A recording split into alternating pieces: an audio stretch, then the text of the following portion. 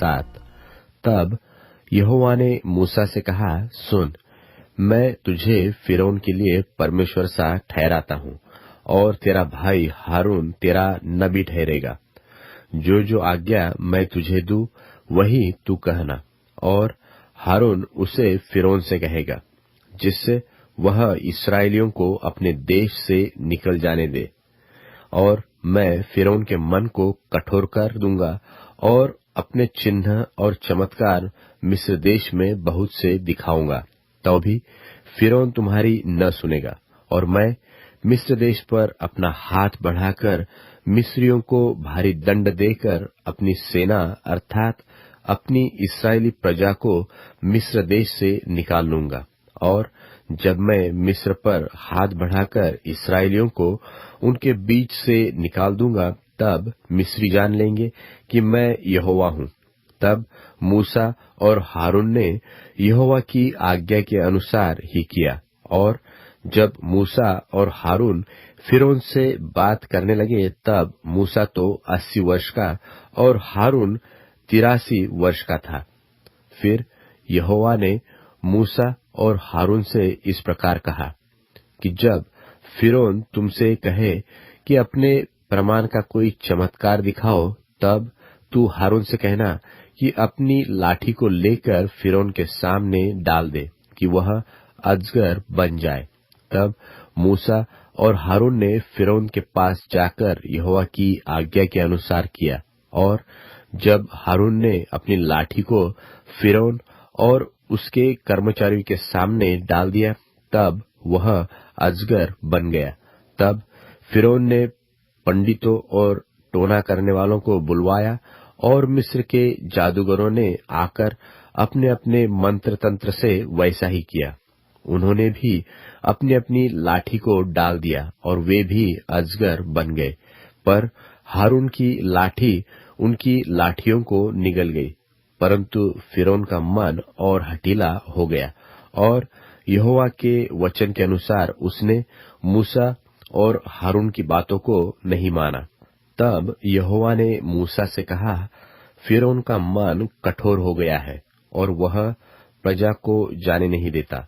इसलिए बिहान को फिरौन के पास जा, वह तो जल की ओर बाहर जाएगा।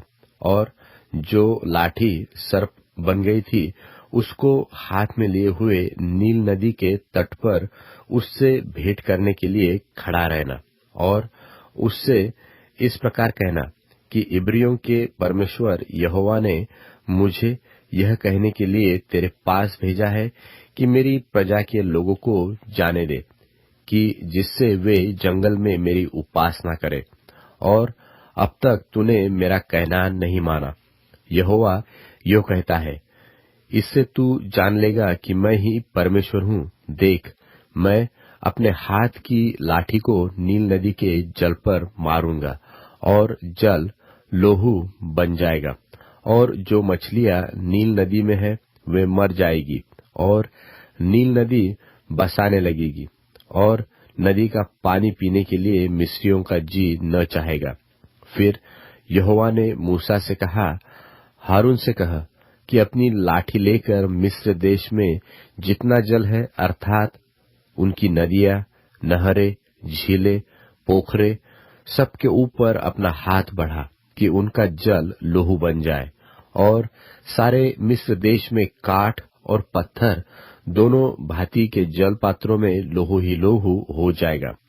तब मूसा और हारून ने यहोवा की आज्ञा ही के अनुसार किया, अर्थात उसने लाठी को उठाकर फिरौन और उसके कर्मचारियों के देखते नील नदी के जल पर मारा, और नदी का सब जल लोहू बन गया। और नील नदी में जो मछलियां थी वे सब मर गई, और नदी से दुर्गंध आने लगी, और मिस्री लोग नदी का पानी न पी सके, और सारे मिस्र देश में लोहू हो गया। तब मिस्र के जादूगरों ने भी अपने मंत्र तंत्रों से वैसा ही किया। तो भी फिरौन का मन हठीला हो गया, और यहोवा के कहने के अनुसार उसने मूसा और हारून की न मानी। फिरौन ने इस पर भी ध्यान नहीं दिया, और मुंह फेर के अपने घर में चला गया और सब मिस्री लोग पीने के जल के लिए नील नदी के आसपास खोदने लगे, क्योंकि वे नदी का जल नहीं पी सकते थे।